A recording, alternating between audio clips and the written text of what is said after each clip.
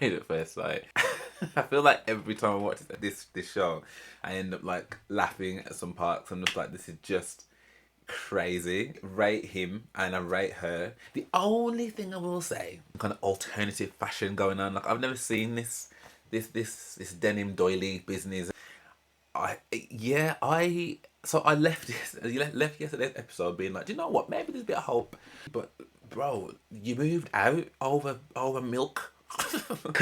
Adam and Polly. There's a term in Jamaican here that we call people inner. When people are too much in your business, they talk inner. You talk inner my business. Who sent you, Polly? Who sent you? She's like, oh, that was 2 weeks ago. Get over it. And I'm like, well. But what really got my goat, right, was just how like Xena Warrior Princess Polly was being. You have got so many different big patchwork problems in your own situation. You shouldn't be sitting down there trying to advise nobody about nothing. Wasn't it just you yesterday with the fingers on the back with the man that's not interested and you want to be giving advice?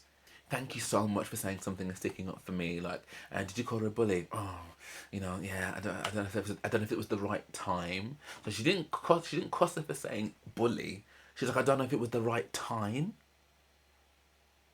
Asbo, I'm gonna just shut up.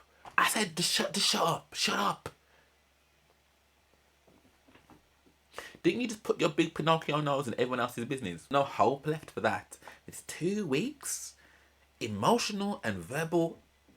2 weeks, fam, it's done, it's over. So if that's what you think, go home. What go on, people, thems. So Married at First Sight. Honestly, I feel like every time I watch this show, I end up like laughing at some parts. I'm just like, this is just crazy. It's actually crazy. So this is the dinner party. It's really difficult with some of them. So okay, so Edith wants to start off with Kieran and Christine. Again, I rate him and I rate her. I think they're really good at like, as they're putting forward a good front, but like just they're a good couple from what I'm seeing so far. You know, it looks like he's falling for her, and she seems like she's very aware of what her emotions are doing or could be doing to him and the relationship and stuff. So her having that kind of awareness, I think, is brilliant. How that actually translates into how it manifests itself, don't know. But I think him saying that he's not prepared to like dump on her and put all his emotional angst on top of her. I think, like Paul said, I think that's a bit unhealthy. But I get that it's coming from a good place, though. Do you know what I mean? If one of your friends is going through a tough time, like, do you ever sit down there and be like, oh, but me though, and all the things are going on for me? You never do that. So I can understand why he's doing that. And again, they looked really comfortable in the dinner party, even when all the stuff was going on and stuff. I think they kind of supported each other, which I thought was really nice. So yeah, and again, and when the honesty box came up and stuff, he was really, really sweet about how he saw them and stuff. So yeah, I think just supporting her, I think is really awesome. And like Mel said, the fact that she is really conscious about being too much for someone, he is saying like, you're not. The only thing I will say, there's a smidge of me that's like, are you being 100% truthful though? Do you know what I mean? Because it's one thing to say, I love everything about you, I won't change anything about you. I don't know. Maybe I'm being a bit cynical, but I'm just like, you love everything? Because, again, it's fine to be supportive, it's fine to know that she can be emotional, but it's also fine to say that actually, like, I could probably do with less of that. But, maybe I'm just being cynical. Michelle and Orson, again, I think are also another couple that I thought were just pretty strong. Looking forward to going to the commitment ceremony, the dinner, sorry. I like the fact that, like, every time I see Orson kind of stepping up to these dinner parties or commitment ceremonies or whatever, he's always got some kind of alternative fashion going on. Like, I've never seen this denim doily business that he's got going around, and I don't know how I felt about that personally, but I was like, yo, I rate the out the box thinking regardless, safe. And the biggest thing for me for those two this week was the fact that when he asked the question, is there any more that I could do, or do you think there's more that I could do at this point? And she was like, everything you're doing right now is perfectly fine for where we're at right now. And I think that was a really good answer, and I think it was positive, but I think it was truthful. So yeah, I rated that. And I just Sasha and Ross, man, I love the two of them. Like, you know, I love how they communicate with each other. I love how she feels so safe with him, and he's just so smitten by her. They just seem so unproblematic, and it's just really nice to see that you can have put two people together that, you know, one had started off saying that, look, I'm abstinent, and I don't really want to give up nothing for nobody, and she's like, actually what I've realized is when I'm with the right people it feels good. So I'm like, I rate that, I really do rate that. And again, Rossi's just speaking so highly of her. So yeah, they're just a good unit, man. Obviously, Lacey was ill, so she wasn't able to be there. But again, they just look really comfortable with each other when she was in bed and stuff. And he was all like, "Do you want me to stay?" And I'm like, it's these moments for me that make me go, maybe this show does have some credence, because it does seem to be that you are getting some of these things right. Again, Lacey and Nathan is definitely a turnaround from the first, like from the wedding and the honeymoon, really. But then I suppose in comparison to other people, maybe not so much. But yeah, really happy for them. Casper and Emma. So yeah, I think, look, I don't rate him personally. I really don't rate him. I've seen the things I've seen of him thus far. I just don't think are cool, like, at all. Like, and yeah, it might be. It's nice that he's being pleasant and, you know, comes into the room and says morning, like, but isn't that just basic home training? Like, I just feel like people need to get out of the kind of just the basic bottom rung level of just, oh, okay, thanks for acknowledging my presence this morning and not wanting to drown me like Ursula. Like, it's giving bargain basic level of expectation. Do you know what I mean? Really, really bargain basic. However, you know, he did seem in better spirits and stuff, and when they were doing the honesty box at the dinner, and he didn't seem to like recoil at the point that she was like, you know, would like to be top shagger and stuff or whatever, which I think he would have done like a couple of days before. But I still stand by the fact, yeah, that you cannot be in this process, yeah, like where you know that you're gonna meet somebody, you're gonna be put together with the experts, you're gonna get married, you're gonna go on a honeymoon, you're gonna live together. I don't think it's appropriate that you're not living together, because even if like you're in a separate room or whatever, like, you know, how awful can it be to be in someone's presence that you are trying to build at least a friendship with? You know what I mean? Like nighttime talks, the morning talks, like all that kind of stuff. You have to kind of navigate that. Just very much, you're still in a very single mindset. So you know, I think building a friendship with someone that you can actually live with and see in the mornings and stuff, I think would be cool. So yeah. And the other thing that really bugged me as well is that he came to pick her up for the dinner, and his tie was all lean. I'm like, you've got such a nerve to be talking about anybody's appearance, yeah, and your tie is lean, and you're going to dinner, but safe, whatever. But yeah, still rate Emma and her positivity, so that's cool. So Alex and Holly, I yeah I so I left left yesterday's episode being like, do you know what? Maybe there's a bit of hope. Maybe there's a little bit of hope here. And as soon as the cameras then turn off, they're arguing about packing away the groceries. because you thought, like, that. Now listen, right? It's very easy for someone to recount a story where they've polished their little halo, and actually, what I'm saying to you is, I just asked him to put that in the fridge and put that into something, and all of a sudden he said I'm talking to him like a dog. It's very easy to kind of just paint one side of the picture when you're recounting your version. So, you know, part of me is a little bit like, you know, did you speak to him a bit disrespectfully that got his back up? But either way, how have you moved out of the apartment? You've not even put down one piece of satchel good, not even one bag, not one foot, not one slipper, and you've gone. After you've just done had this really cool boundaries list, rules, like you just sat down there and done that with Paul. So why didn't you go mango, mango, mango, mango? Instead you moved out. And I don't know, man. Like watching Holly like wait in line, like she's in like the queue at Aldi, like for the checkout man, like to come and eventually acknowledge her. I was just like, this is ridiculous. But At the same point though, I was kind of melted by how he then greeted her. And it seemed to be that they just kind of melted away. But again, I don't know, a bit like Charlene was saying, like, is it just because there's a physical attraction? Like, she couldn't stop telling him how fit he looked. Which is great. Like, I love that for you, but bro, you moved out over milk. Over putting the milk in the fridge.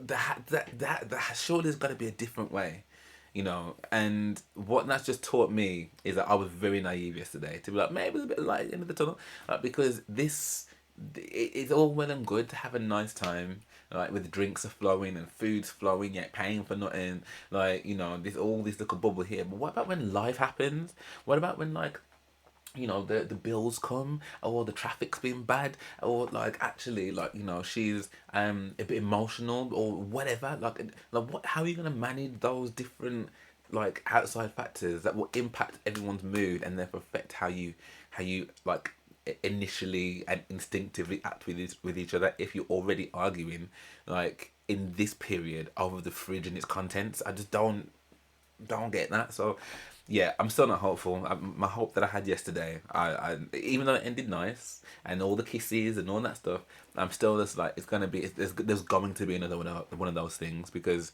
they don't seem to be able to just manage and contain their frustrations or anger, you know. Like, anyway, that's them too. Now Adam and Polly, look, as I said, man, Polly, over the course of the show so far, to me, comes across as like a very nice girl, right? That's the vibe I got. However, today, there's a term in Jamaican here that we call people inner. When people are too much in your business, they talk inner. You talk inner my business. Who sent you, Polly?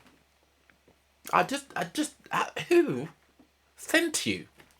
Because I tell you something, yeah, and we've all done it. We've all like, oh yeah, they're doing this and doing that. I'm telling you, they're doing my head in. If that person then took it upon themselves to pick up the phone, or to put on their coat, or to just get up out the chair and go and talk to that person on behalf of me, not only is my partner going to be vexed because I've clearly been chatting them in the same room, like we're not even like a different, we're in the same room, so I've been chatting you in the same room. So that's one. But number two, right? Number two, I didn't ask you to go and do that. So it's like, what? So you can't. Where's your mouth? Where's your mouth, Eve?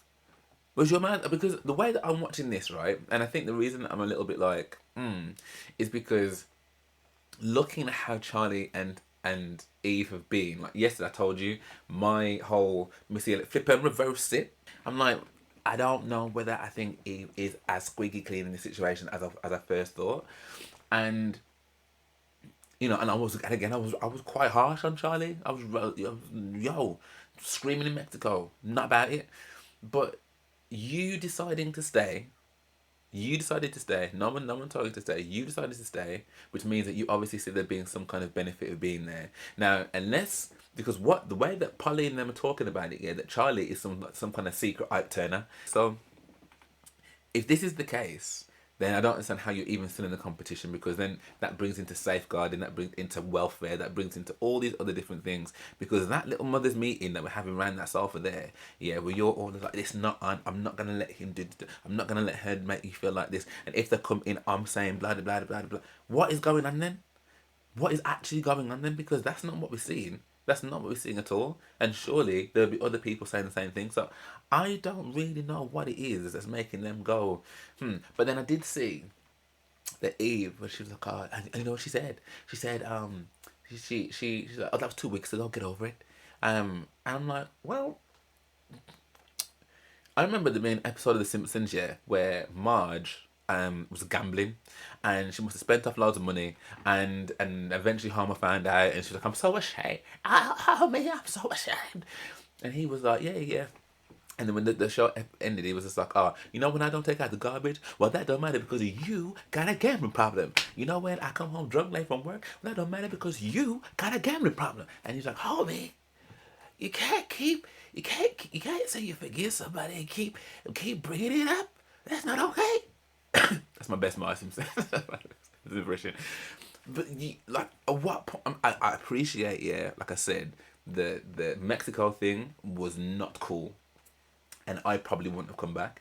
But you did come back. You chose to come back. You chose to come back, and you chose to stay. So you can't keep bringing you have to at some point try and move past it. And again, no one's asking you to come out here with your deep color purple Miss Seeley secrets. Like, you could have just said, okay, this thing happened to me at school, oh, this thing happens to me at work, like, it could be anything, just to show that, like, I'm going to share something with you. Do you know what I mean? And take some steps. Bearing in mind that you've not kept your end of the bargain. You've not kept your end of the bargain by moving in.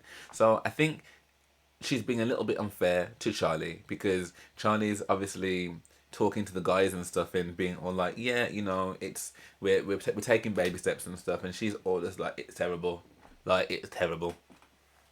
But what really got my goat, right, was just how, like, Xena warrior princess Polly was being. You have got so many different big patchwork problems in your own situation. You shouldn't be sitting down there trying to advise nobody about nothing. Wasn't it just you yesterday with the fingers on the back with the man that's not interested, and you want to be giving advice? Like, they are good. They are really good, because the way my mouth would have been fixed to be like, your man know, your man know, yeah. I might have a bully, but what's your man saying?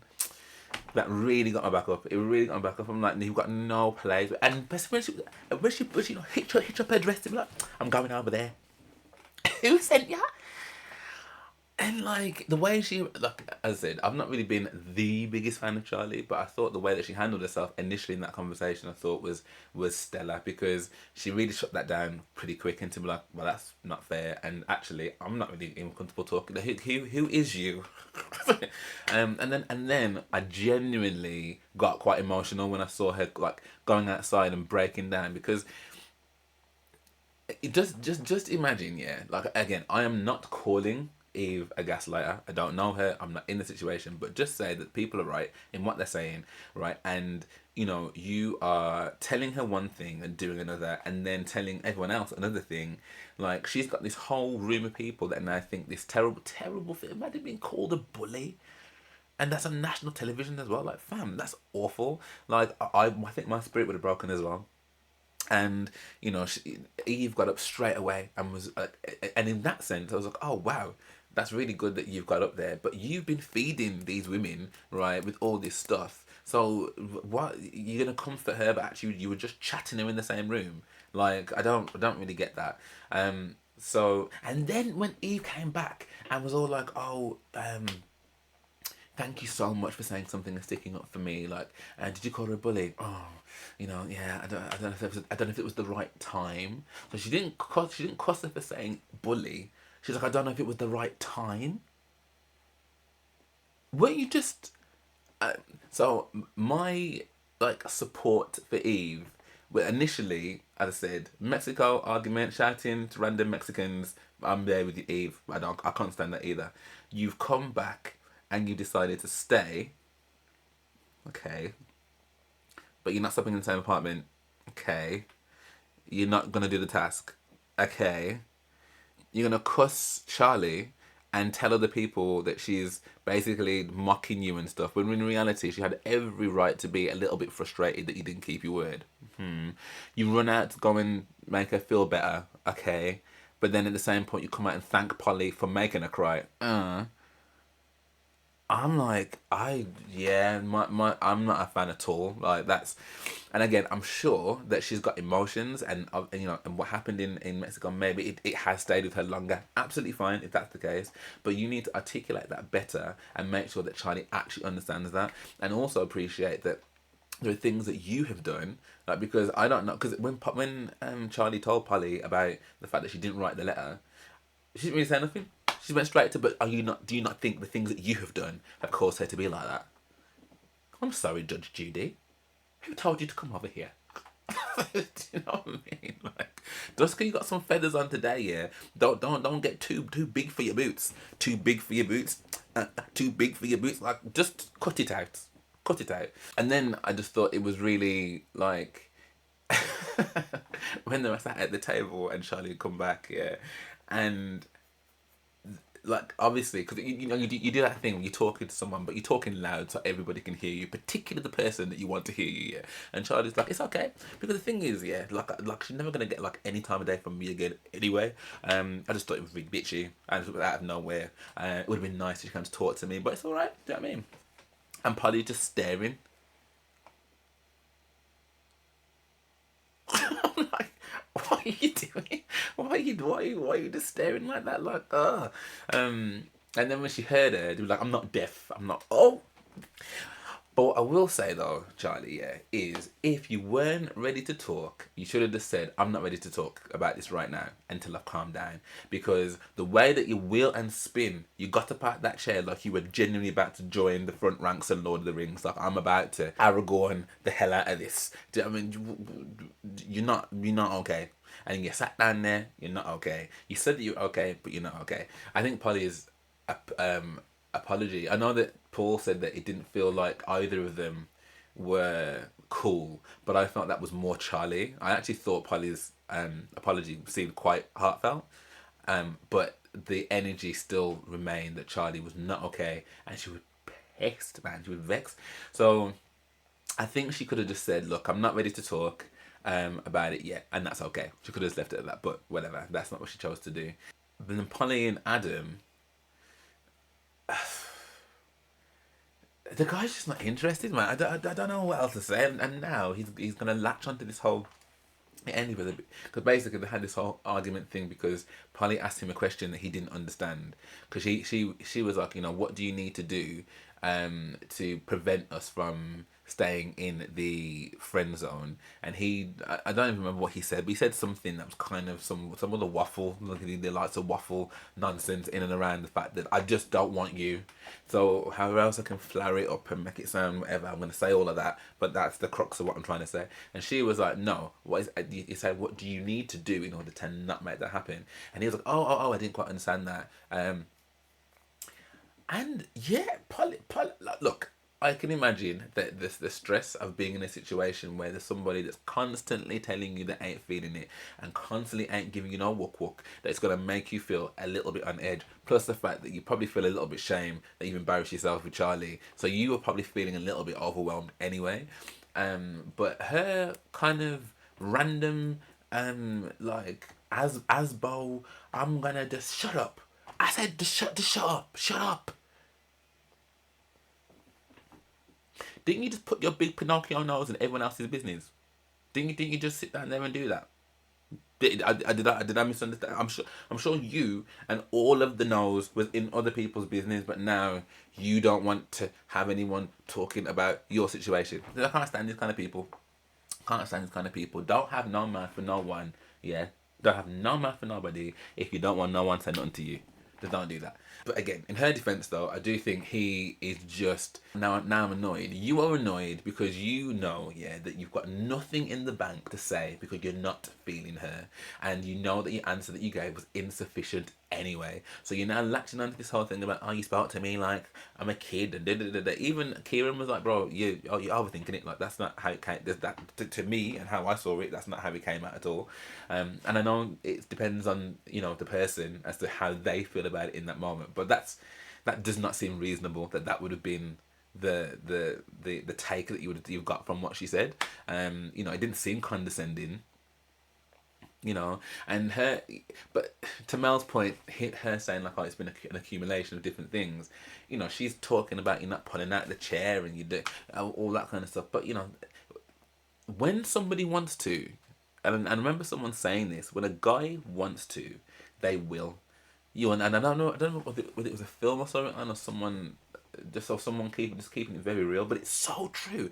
I've seen some of my guy friends, yeah, who have been like the biggest players, but then there'll be that one girl or person or whatever that everything changes for, and I'm just like, if that person wanted to, they would. Like, you haven't got to, like, or you shouldn't have to. Like, yeah, okay, maybe like rough off some edges here and there, and give like preferences here and there. But the core things about like pulling out your chair and just being nice to you or saying nice things, I shouldn't have to tell you that.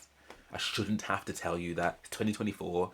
Do you know what I mean? You're not some 85-year-old man that works down the coal mine. Like, you must know that people like to hear. You must know that. Like, so if I'm having to tell you that, it means you don't want to. Okay, then safe.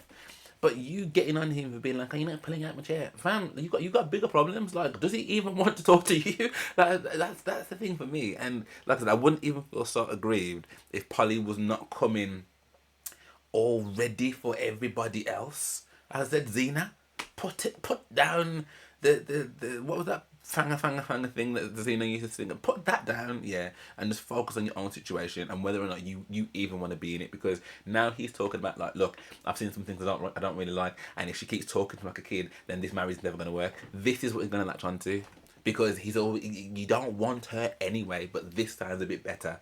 So yeah, he's still down in the low ranks for me and what I think of him. But and then next week, next episode, at the actual commitment ceremony, you know, you got all the loved up ones like Lacey and Nath, Ross and Sasha, Kieran and Christine, and then it jumps to Emma and Casper. And it's funny that he's like, I pull back because of, you know, I don't know what I'm getting from her. And I mean, I just feel for her, man, because like, well, you're right. Like, you can see love developing with other people, and your man's not even living in your apartment. What's the point? And then it looks like, I don't know if we saw a clip of Alex and Holly. I don't know, but then it looks like Charlie again. I feel like when you see someone shaking like that, yeah. Like, I just feel bad. Charlie, obviously, Eva's done something where she said, you know, you've gone into my personal space and and basically the experts have called her out for lying, because Charlie was like, she called Charlie a liar, and she's like, yep, that's me, I'm lying again, yeah, I'm lying again, and then Mel's like, well, you've lied on this couch already, Eve.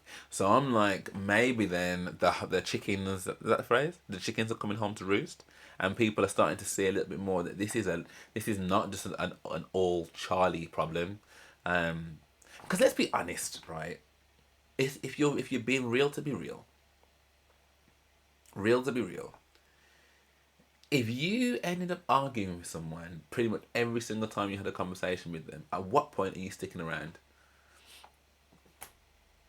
Like, I can see how invested Charlie is when they asked her that question about, do you ever think we'll ever get back to how happy we were on our wedding day?